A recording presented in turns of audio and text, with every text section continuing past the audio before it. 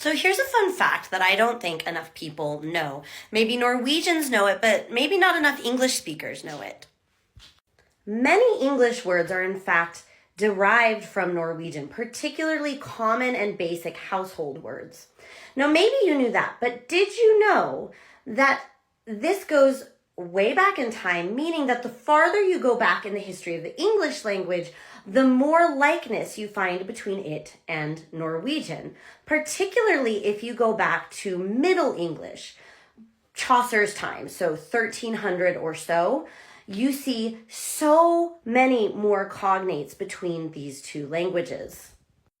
Now, if you're Norwegian, you may not know who Chaucer is because, of course, being a native English speaker, our English classes in America, eventually we learn about the historic famous writers in English, such as Shakespeare. But before Shakespeare was Chaucer. And in my generation, most kids in high school had to memorize the prologue to Chaucer's Canterbury Tales in the original Middle English and recite it from memory. And everybody hated it because it's like speaking another language. I'm going to show you in a minute, so watch to the whole end. But do you know who was super great at it? Your girl Kari, who had been going to Norwegian school for several years at that point and was on her way to being fluent. I had no trouble with the Middle English. And this persisted into my PhD program too. Whenever I would take a medieval English literature class, I was the one person, even though I wasn't a medieval literature specialist, I could read the Middle English like tops. And it's a fun skill, a hidden talent that doesn't have a lot of use in my life. But I thought it might be interesting for you guys to see it here now, particularly because Norwegians are not always that familiar with Chaucer. You may know that English is derived from Norwegian. You may be much less aware of what Middle English in that time sounded like, which is much more like Norwegian. So let's dive in. I want to show you. It's so exciting. So the first thing I'm going to do is I'm just going to read it in the original Middle English with Middle English original spelling on one side of the screen and English, modern English translation on the other.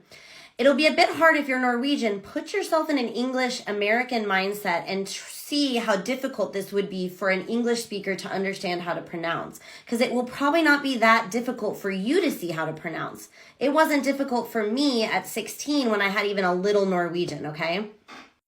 Then afterwards, I'll go back through step by step and show you some of the cognates in case you didn't catch them the first time around. So let's go. One the April with the shore sötta, the dracht of marsh had persed to the rotta, and bathed every vine is switch liquor, of which virtue engendered is the floor. One's affairs ek with the sweat breath, inspired hath in every holt and heath. The tendre kroppes and the younge sonna, hath in the ram his halvkors I ronna, and smalle fugles maken melodia, that sleppen av the nykt with open øya. Så prikket han natur in hyr courages, dan a langen folk to go on pilgrimages, and pomeres for to seken stranger strandes, to ferne halves koth I sondre landes. And spesialia fra every skires enda of England till Canterbury they wenda, the holy blissful martyr for to seka, that hem hath holpen one that they were syka. Now, you could rightfully argue that I am putting a very Norwegian accent on all that. That's fair, I probably am. However, I'm about to go through all the cognates with you guys, and I hope that you can get a sense, since you probably speak English as well, of how much easier it would be for you to guess these pronunciations than a native English speaker with no Norwegian. Secondly, when we talk about old poetry like this, we talk about rhyme and meter. That's called scansion. It's the combination of rhyme and meter. It means how many beats in a line and what the emphasis is on all those beats. One reason that I added in a lot of Norwegian tonefall is because you can see how the natural rhythm of tonefall gives it the proper meter and rhythm per beat for the lines. So that says something as well about the influence of Norwegian on Middle English. Okay, so let's go through some of the cognates if they didn't pop out to you on their own. So, one the April with the shore sötta. That means, as it showed earlier, when April with his sweet showers. So, April, shores. I don't really know if you would say that in Norwegian, but it feels very Norwegian to me. Sötta, sweet. S-O-O-T-E. An English speaker would say soot or suit. They wouldn't know how to say that, but sutta is a actual cognate. That is how, in Chaucer's time, they said the word sweet. The dracht of March had perset to the rotta. Marsh, so it's spelled March, but you are taught in school that you say marsh. So it's a cognate with Norwegian. Rotta, root, that's a cognate to this day. And bathed every vine is swish liqueur. A lot of people think the swish here means sweet, but it means such, in this kind, this such liqueur. And if you think about swish is their word for such, in Norwegian it's slik. You see that there is some connection there. Of which virtue engendered is the fluor, one's affairs ek with the svete breath, and spirit hath in every holdighet. The tendre kroppes and the jonge sonne.